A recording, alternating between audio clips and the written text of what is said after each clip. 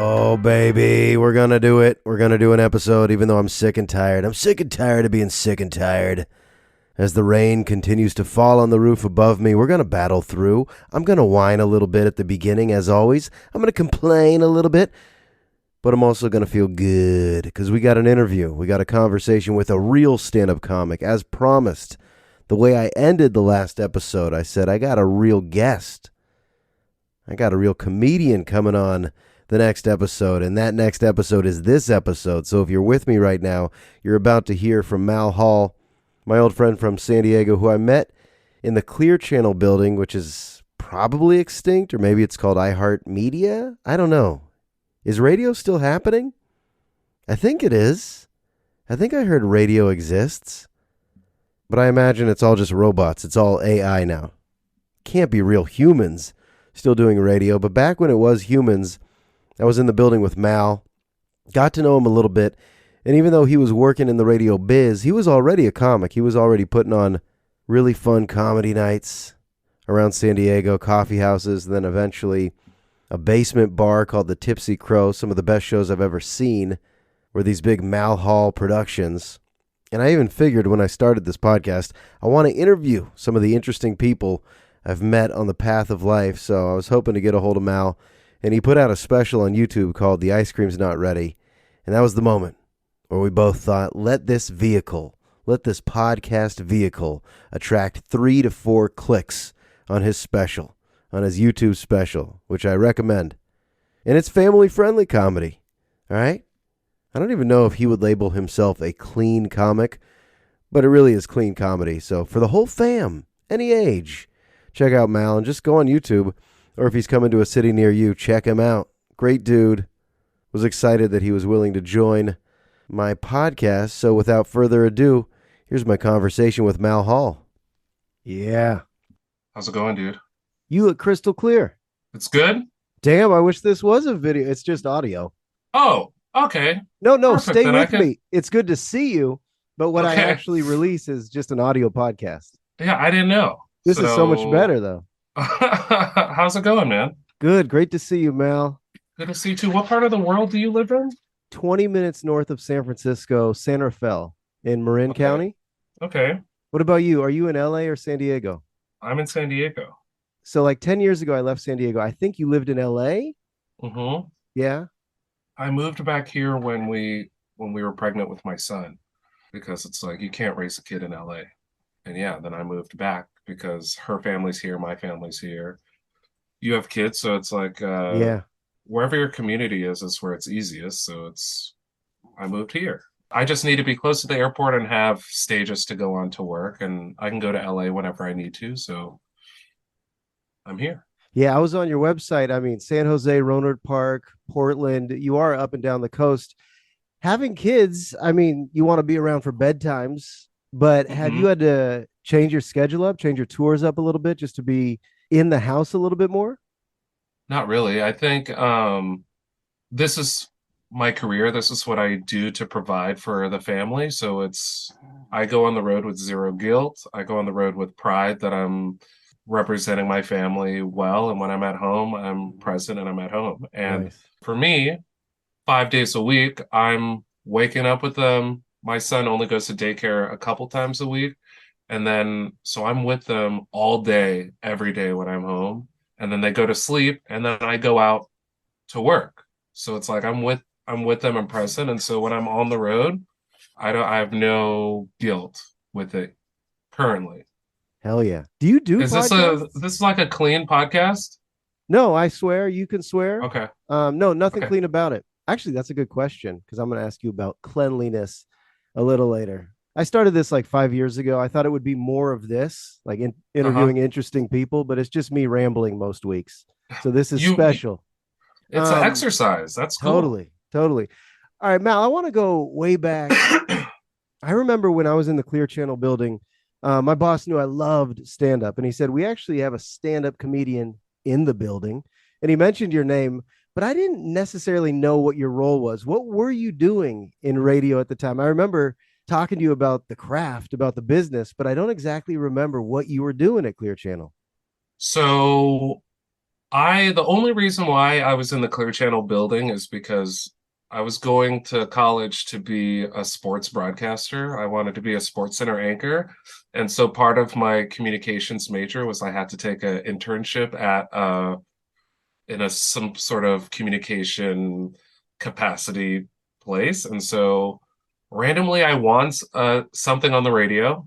And when I went to pick up the prize, I talked to the promotions person at Channel 933. So I started in promotions and then moved over to board op. And then I went from board op to assistant producer for Dave Shelley and Chainsaw. And and then I did nights and weekends for the country station. And then at a certain point, I think the last job I had was with Dave Shelley and Chainsaw. And at that time, I was like going to school. I was doing the morning show, going to school, and doing open mics. And I was doing open mics, doing stand up in LA, Orange County, and San Diego. And then I would sleep in my car in front of the station Wow. and try to get to the morning show on time. And I was late a handful of times over a too short of a period, and so they had to let me go. And so that was my last job in radio was producing with Dave Shelley and Chainsaw. I didn't realize that. So the initial path might have been broadcasting, but you seem to have entered, even when you were an intern, you already had the love of comedy, had the idea that you wanted to be on stage. Yeah, yeah. So I saw Eddie Murphy Raw when I was 16, right? My mom was doing everything she could to not allow me to see this. Like I borrowed the tape from a friend and she saw what I was getting ready to watch, hid the tape. One day randomly I find the tape when she's not at home and I'm like, I'm gonna watch this. Watched it and I was like, that looks like the coolest job ever. You tell jokes to a stadium of people and then you get to ride in a limousine after. That's amazing. But I grew up in the country. I grew up in this rural town outside of San Diego called Potrero, which is population 646. Like I didn't know. I'm basically, small town country kid, and so I didn't know how to start. I don't know anyone who's a comedian. Like I always just knew I wanted to do stand up, but I didn't know how to start. And I didn't research how to start. I just knew in my head, I think I'd be a comedian would be fun. And I wasn't funny either, to be clear. But when I was interning at Channel 933, I worked an event with AJ from AJ's Playhouse, and he told me he did stand up before he did radio. And so I asked him, "Oh, how do you start?" So buy a notebook and write down your funny ideas, and then find a stage where they'll let you talk and find out if those ideas are funny. And it took me a year and a half after he told me that to go on stage for the first time. And since that day, I haven't stopped. What do you mean you weren't funny? So you're watching Eddie Murphy and you say, this looks appealing, this career, I want to do that. But you had a self conviction that you were not a funny person? Yeah, I was definitely not a funny person. Then why would comedy even appeal to you? Because it looked fun. Because I wanted to be the funny person. Like Okay. even to this day, like when people find out I do stand up, oftentimes they're surprised because I'm not like and you know this from being in the building, like I wasn't like a clown. Like I'm not trying Right. to make people laugh True. all the time. I'm True. more of like my style of comedy is observational humor and I tell like stories. And so I'm not trying to be funny all the time. If anything, I'm like noticing stuff I'm recording in my brain and taking these notes and seeing like, do other people notice this? So I was like, I'm kind of shy at heart and I like hanging out around the funny people. So that's why watching that special, I was like, wow, that's like awesome. It's like this guy's just, I wonder how you start that or how you learn how to do that. And so I wasn't funny. I remember telling people in like one of those promo meetings, I was like, I think I'm gonna try to be a comedian too. And several people were like, how are you gonna be a comedian? You're not even funny. And I was like, oh, okay, cool. Well, I'm gonna figure it out. Right. Actually, that Personal makes, win though, personal yeah, win. Several of those people have purchased tickets to see my show, and I've seen them at the show. So nice and enjoyed it, I bet. I won in the long run. Yeah, yeah, for sure. Actually, that makes sense what you're saying because you're not just a comedian. You understand the science behind it, the craft of comedy, the business of comedy, the promotions behind comedy. So when they say grab a notebook and start writing jokes, what you've done with this career is way beyond joke writing. By necessity. by necessity, I've had to, I mean, the joke writing is came first, like that's all I focus on first. And then it's like, oh, well, I'm essentially an independent band. So if I want people to come to my show, I need to promote my show. When people come to my show, what's the experience that they should have when they're at the show? Like, and so I've put on all these hats for my company. And so I've sort of learned every step of the way, like through trial and error, what works, what doesn't work for me. And, stealing from big companies. Oh, why does Nike do this thing? Why does Coke do this thing? I wonder if I could translate some of that to like what I do. It's funny, a lot of people I've gotten the compliment a lot about like, oh, you're so good with merch and social media and this. It's Yeah. like so easy for you. And it's like I've just really like it's a very hard job. And so I want to be successful at it. So I just try to work at all the stuff that I can't afford to pay people to do right now. So it's like once I can afford to have someone else do this Yeah. stuff for me, it's like I gladly let them do the work. Yeah, I mean, if the stage time is not just given to you on a platter, you created the stage time. I mean, that's Totally. kind of the approach. And I remember when I met you, you were doing shows at Lestat's, which was a coffee house in San Diego. And I was aspiring, like very, very side aspiration, not as a career, but just to get a few minutes here and there. And I think you were weird. You're like, are you even a comic? What do you want? And then you called me one night and you're like, I actually can't make a show at Lestat's. I'll give you, 8 minutes. Just gave me an address, head out to this coffee house. And I remember being in the back room and there were actual comics who came down from LA. And I realized, Yeah. oh, Mal puts on real shows. This isn't just like stumble into a coffee house. Does anyone know a joke who's drinking a cappuccino? But it was really Yeah. cool to see how serious Yeah. it was. And I think after that, you got involved with the Tipsy Crow, which, in my opinion, San Diego, it's not viewed as such a great comedy city. There was the Comedy Store, a few other clubs, and now the American. But for what it's worth, I thought those Tipsy Crow nights at their best were some of the best nights of comedy I've been around. I mean, that was I just brilliant promoting. I appreciate it. I appreciate it. That the Tipsy Crow is one of the things that I'm very proud of. And that all started because of what you just said, which is like when I first started doing stand up, I realized like in order to get good at stand up, it's like any other art. It's like you have to do it a ton. And when you first start doing stand up, they don't give you a lot of time because most comedians, like you're not good when you start. Mhm. So 3 minutes maximum, 5 minutes if you're super lucky to find an open mic, they'll give you 5 minutes. That's crazy. And so I was a couple of years in and I was like, I was realizing like I think this is going to be my thing. I don't think I want to be on Sports Center anymore. I think this is it. I want to be a comedian for real. It's like I need to get on stage more. And I noticed that what people did if they wanted to get more stage time is they made their own stage. They made their own shows. And so there was an open mic at Tipsy Crow. And if you've never been there before, it's in the Gas Lamp in downtown San Diego. And it was on like the hottest corner in downtown. And in the basement of this bar, they had this very New York feeling exposed brick, like actually disgusting little dungeon where people would like dance and just make a ton of mistakes, but looked perfect for a comedy club. Didn't it? Yeah. And yeah, and so after the open mic, I was like, there should be a comedy show here. And so my nerdy ass put a PowerPoint presentation together and came back and met with the general manager and said, I could start a cool comedy show. And the goal with that show was make sure every other comedian on the show is funnier than me, and then I'll know it's a good show. Like I can't be the funniest comedian on the show, or it'll be really bad.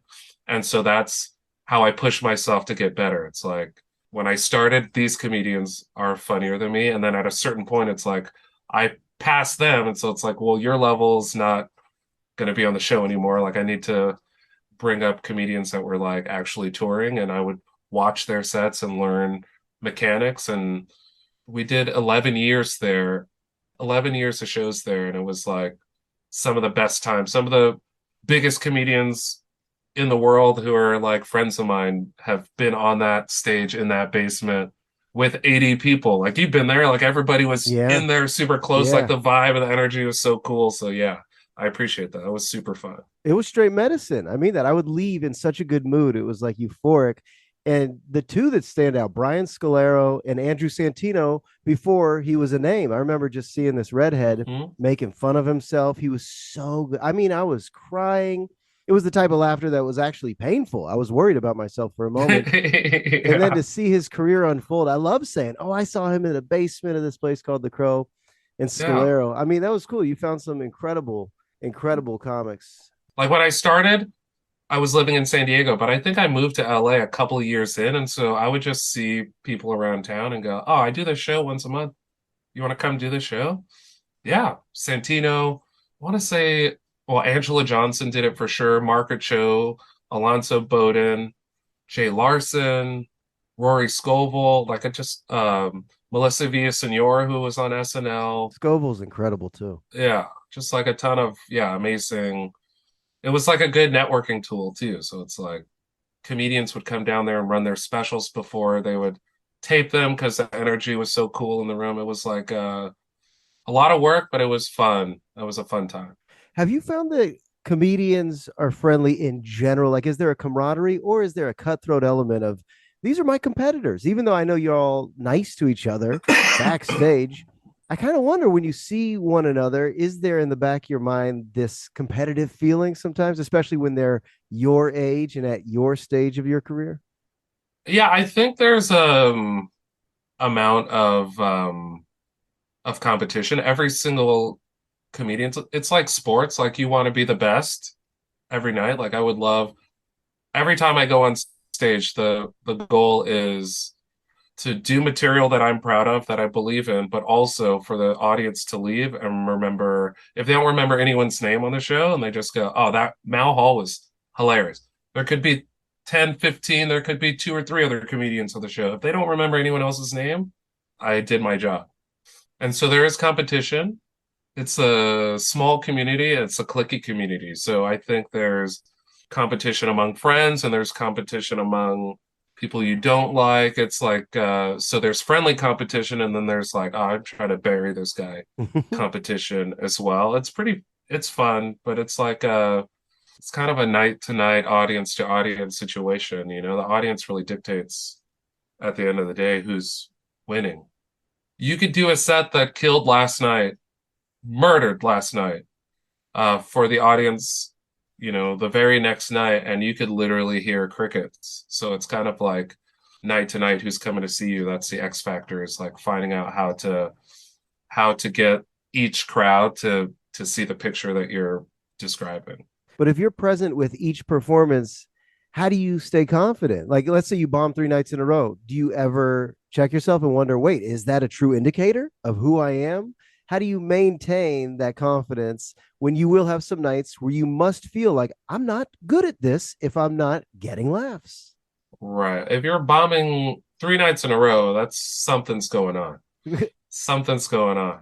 It's probably you. If it's 3 nights in a row, 4 nights in a row. Uh-huh. But there are times where like I know I do this, like if I'm having a tough set, I will do a couple of jokes back to back to back that are high percentage connect with a ton of audiences. So it's like this joke has a 90% success rate. So if this crowd doesn't laugh at this, then it's not me, it's them. The go-to And I could, material. yeah, and I could sleep at night. It's like, all right, that's not me. I am, there are times where it's like if you're gonna write new material, there is a likelihood that it's not gonna be. I mean, these jokes don't come out polished the very first time we say them on stage. So it's Mhm. like they have to start somewhere. You have to take a chance. And sometimes if you're being disciplined, like how I try to do it sometimes I will tell myself, like, hey, here's 5 brand new bits, and this is all I'm doing tonight. I'm not going to allow myself to dip into material that works just so I can get some of that gratification. Yeah, I guess you come this far in your career, you probably get used to the volatility. But I remember when I was a kid, big Giants fan, I heard Matt Williams interviewed. He was the Giants third baseman, and he was good. And he said, every single time I'm on deck, I'm nervous. And I was Mhm. shocked. I didn't know professionals at that level still felt the nerves, of us little leaguers who look up to them. But what about Mhm. you? Are you still someone that feels that type of nervousness when they're about to announce your name? Or have you, in a sense, just gotten used to the flow? I haven't felt nervous in a little while. Like I feel excited.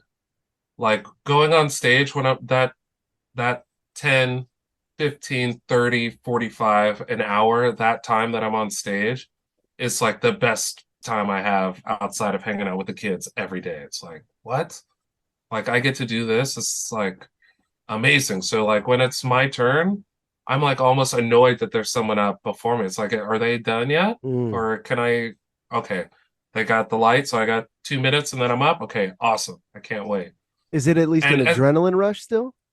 it depends on the venue. If there's like adrenaline, like real adrenaline, like a rush of adrenaline, it has to be something crazy. It's more of an excitement of like, dude, I'm playing the game that I love to play. It's like awesome.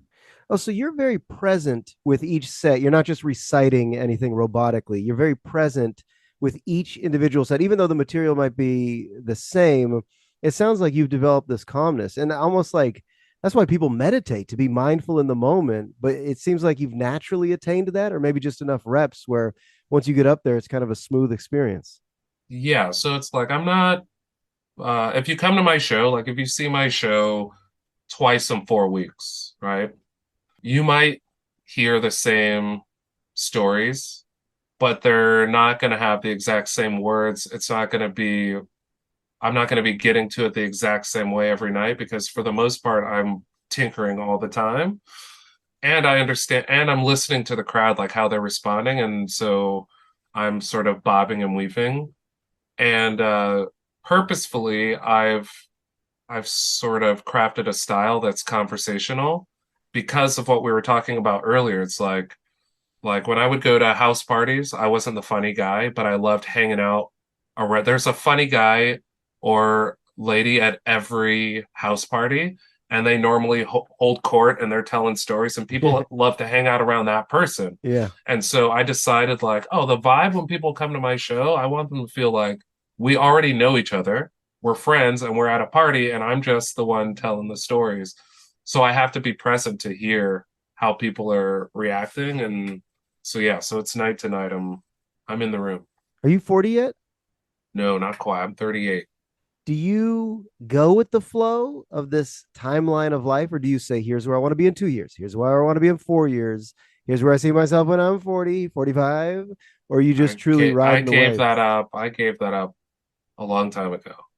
I go through periodic depression, and when I'm at my most depressed is when I'm looking up and looking at what my peers are who are like my age are doing and what they have because I feel successful. Like I've haven't clocked into a job since 2010. Like this is my career, but I'm not rich, right?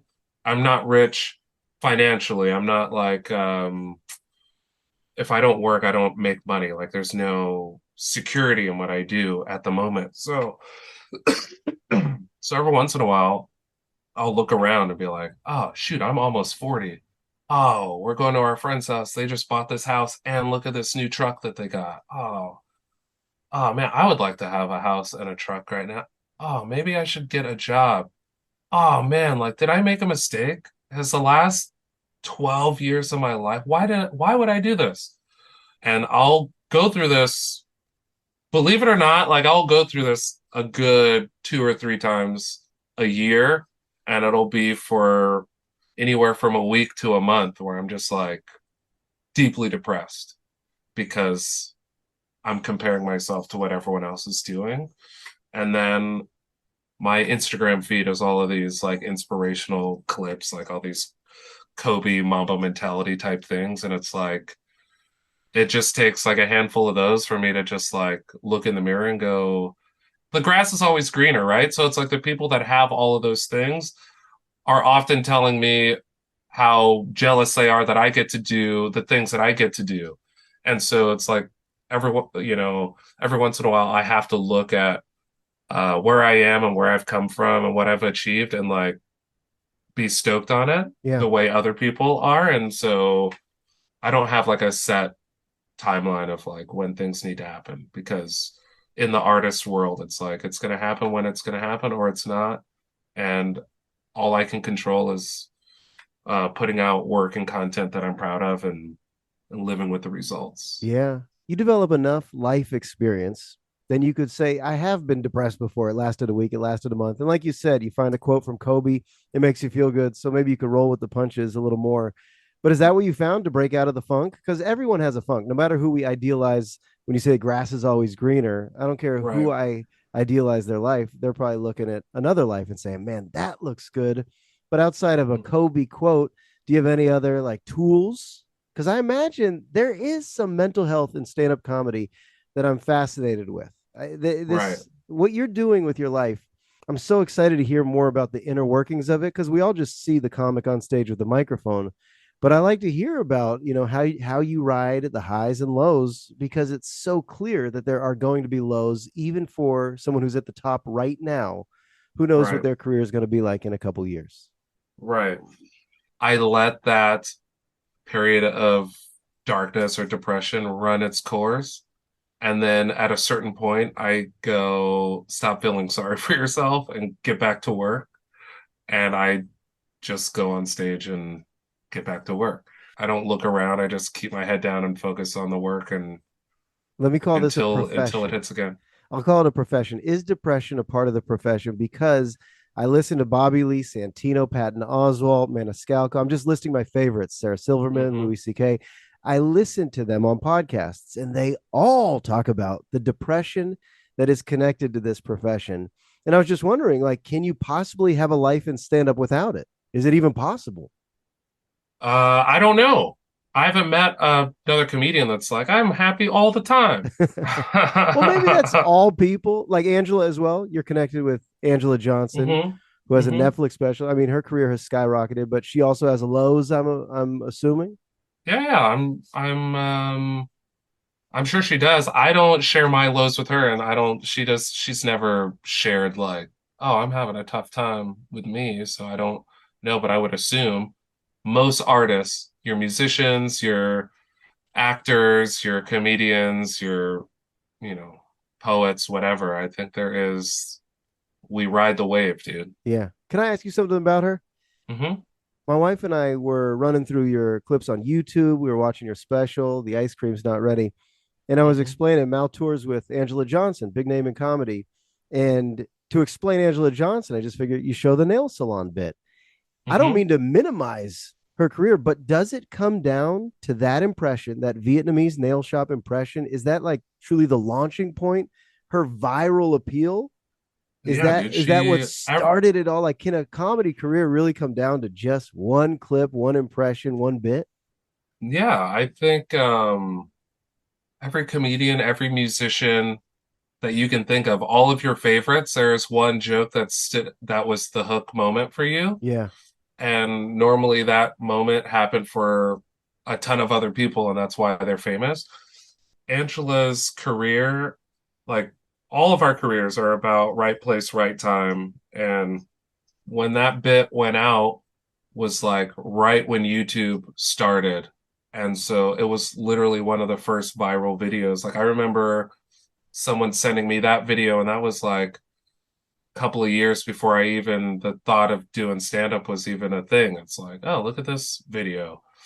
And yeah, so that sort of catapulted her from doing open mics to touring in clubs and headlining, and she sustained this level of work over 16 years, you yeah. know? Do you feel like you've had that bit yet? And I mean that bit where you're like, holy shit, this is so genius. This is so high level.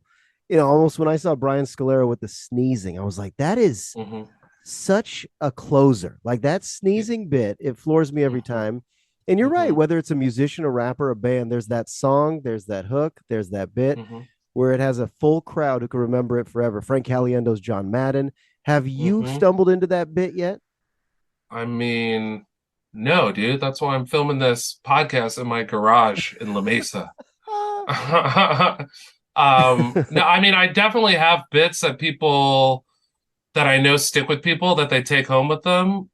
I have this bit about the ketchup drawer that's like one of the bits that people request like I all like the it. time. Like, I know are it. you didn't do ketchup drawer? Well, like I brought these people. I told them you were gonna do ketchup drawer, and it's like I don't know. Like I'm always trying to write that next bit or write the joke so when I have that bit, I have material to go to as well. Like there are comedians that have a bit take off and then they go on tour and it's like, well, I don't have any other. So I would prefer to have the Russell Peters experience, which is like he was touring for, a decade or something, and then does this special that he puts out on YouTube and it goes viral. And then he starts touring and he's like, oh, yeah, well, I actually have like 2 hours, 3 hours of actual material that no one's ever heard of because I'm working. Like I'm not, trying to be a one joke comedian. And so personally, it's like I don't do ketchup drawer every night because I don't know, it's weird for me, Josh, because I tell stories. And so it's like the ketchup drawer bit is 6 minutes. So if I have 15 minutes on a show, I'm going to dedicate 6 minutes to doing this story correctly. And then it's Mm, like, if you've heard it before, and you've heard it a couple of times already, whatever, I could see people in the crowd and I'm like, oh, like they've heard this and they know where I'm going and it's going to take me 6 minutes to get there. And so some people, I could see some people checking out. And that's something as an artist that I have to get over. And that's what I've noticed that my peers who are, highly successful at a level above mine is like the ability to lock in and just play the song, dude. yeah. Play the song.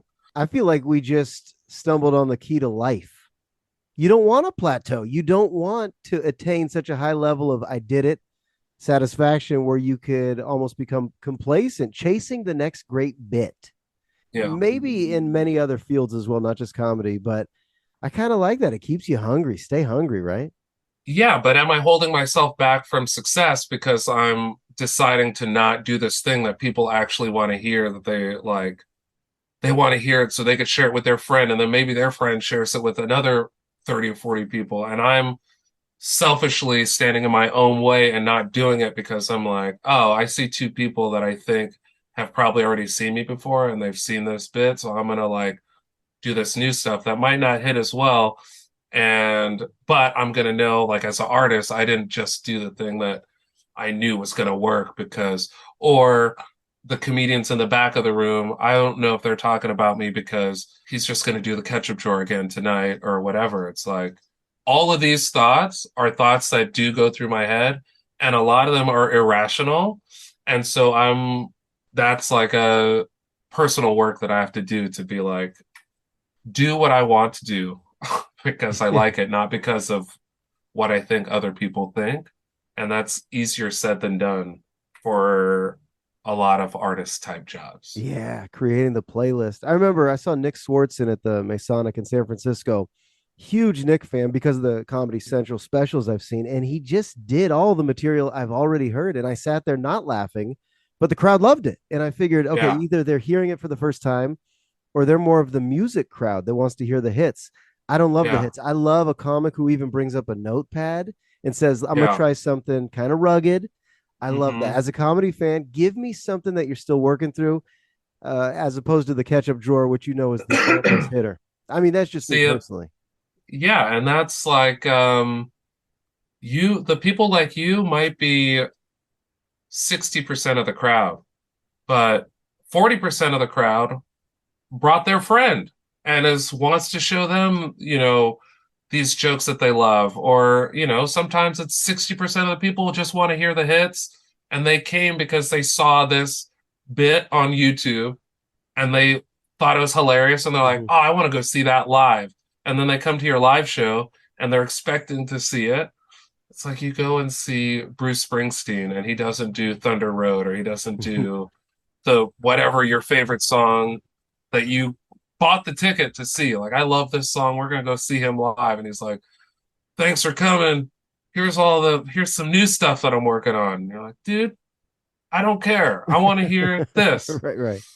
And I think I'm gonna start to I think I'm gonna as a exercise, and I haven't said this out loud. I'm just like thinking as we talk here. It's like I think as a exercise, I'll start doing ketchup drawer like once a week to keep it sharp, and for those people that do like come to the show and they're like, I want to see this because I can feel now, especially in San Diego, it's like when I go on stage, there are people in the crowd who know, like, oh, I know, I've heard him on all the morning shows, or I've heard of this comedian before. He does a ketchup thing, and like, there are some people that probably do want to see it live, and I'm holding myself back. Yeah. I mean, your material is going to evolve just because you're a dad. I noticed that watching your special is that as your kids grow and develop through these phases of life, your material is going to reflect where you are. So it won't be stagnant. That's why I think parenting is kind of important. It does keep you on a path where you feel the growth. You actually feel the growth. That's why when I saw your special, it wasn't all about laughs. It was learning about Mal. It was, not Yeah, one man show type stuff, but I was like, oh, okay, right. look at Mal's relationships with his kids, observations. You know what else I loved about your special? What's that? It was not an hour. I don't feel like specials have to be an hour. I was so thankful. I was like, this dude gets it. Everyone thinks there's this prototype of what a special is, but yours had some Hmm. uniqueness to it. Plus, the last few minutes where it's just edited footage of you with fans, Hmm. whatever song was playing, Yeah. whatever filter. I was like, this is sweet. Like, this is really dope the way it's edited. Oh, dude, I appreciate that. Loved it. I appreciate that you watch it all the way to the end because like the director and I we put the special together. It's The Ice Cream's Not Ready is the name of the special. If you haven't seen it and you want to watch it, if you go to malhalltv.com, it'll just go right to the page so you can watch it. But every single part of this special was done with intention. Like we so many meetings before we went on this tour and so many like Zoom calls like during the editing process and like down to like those filters at the end and like how the closing montage started and how it ended was all conversation and like I don't know, for 4 months, we were the only two people that saw it. And so at a certain point, I was like, dude, whatever you want. Like, I think it's fine now. Like, I'm sick of watching myself. And I don't know that anyone is even going to watch it all the way to the end to like notice these tiny little details that we're changing just because we're both artists and we're like, I'm not going to be able to sleep if I know that this thing is Yeah. and so many people too like have messaged me like about little things that they saw in that end montage, meaning they watched the whole special and the end credits to the end is like super cool that people spent the time. And to your point about the length of the special, that's all I'm gonna do. Good. Like I'm filming a special this year with the same director. We're gonna do another one, and it's like I think the goal now will be every year to put out a new half hour and treat it like a Netflix series between 25 and 35 minutes normally. And that's what we're conditioned to consume that amount of time. And if I, 3 years down the road, maybe I start filming two a year and then I put them out by obviously two times a year, and then when people watch whatever the newest one it'll be like, oh, if you like that, this is episode one, it's called The Ice Cream's Not Ready, and then people discover them and they're There you like go. episodic because people will watch 3 hours of TV 20 minutes at a time Yeah. without even thinking about it, but to sit down for a full hour, it's like I don't know, There's a you lot know. of specials out right now. And when we say the word special, an hour long special, I mean, most of the time it's 30 minutes max, our special. So if you're putting out a special that's around 30, it is special. Most of the bits, most Yeah. of the material is going to be special. All right. Before I let you go, actually, I remember once you brought Alonzo Bowden into my radio show, and I said that to him before I let you go. And he's like, what? Already? Before you let Yeah. me go, he was ready to hang Yeah. out for the whole show. Yeah. It was super cool.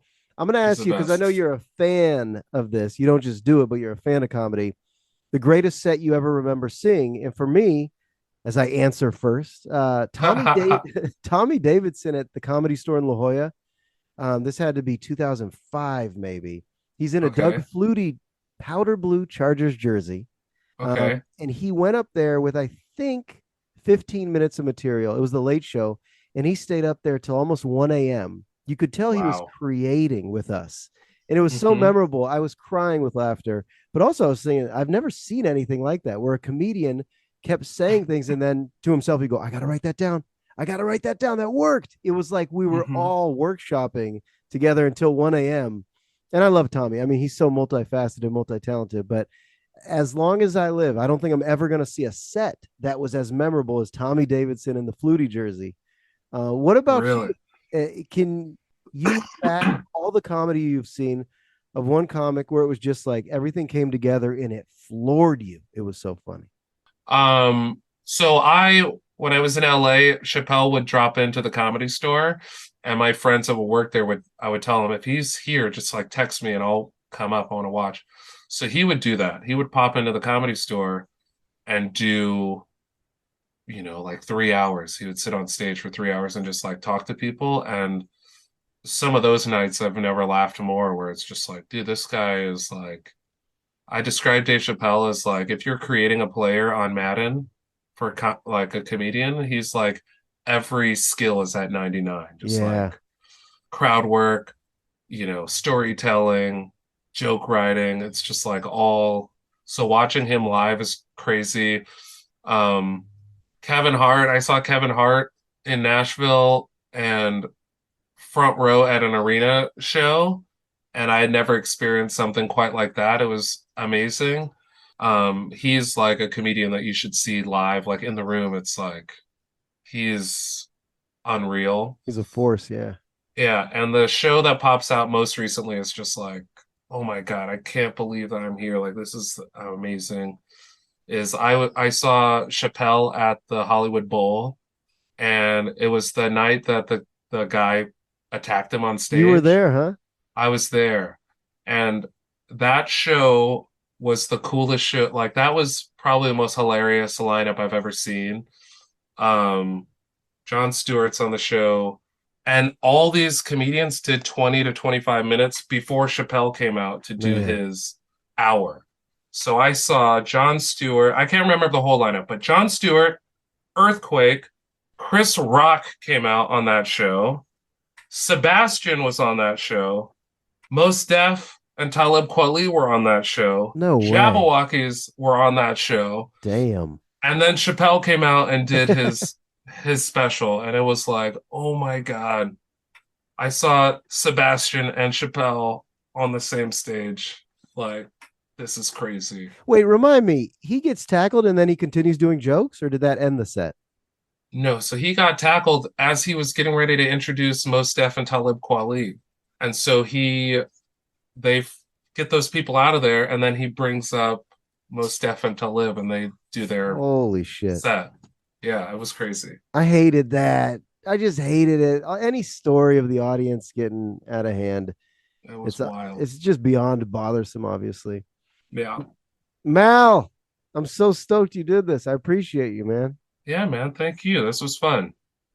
Congratulations to you for sticking to this thing for 5 years. It's like I'm trying to get a podcast going, but I have to first get up the stamina to like stick to a schedule and do it. And it's like I'm really working at finding something I could talk about every week or twice a month that I can do. And I might have to just suck it up and crack in a microphone and start talking, and find out what happens. But Please do. I That's how it salute you. starts. Thank you. Yeah.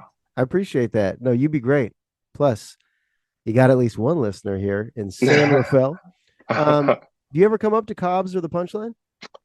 Yeah, I'm scheduling a bunch of headlining shows for the next for the summer right now because Angela is Angela's pregnant, so she's going to be having a baby, I think in May. So I'll be off the road. Like I still tour with her, so I'll be off the road with her from May until September.